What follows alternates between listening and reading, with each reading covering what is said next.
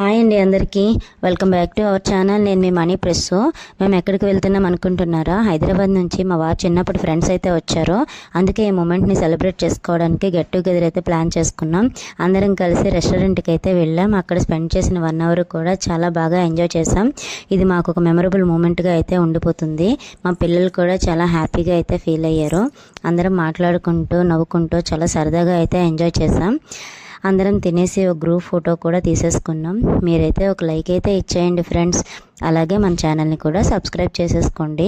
మేము తీసుకున్న కొన్ని ఫొటోస్ అయితే మీకోసం చూసేయండి.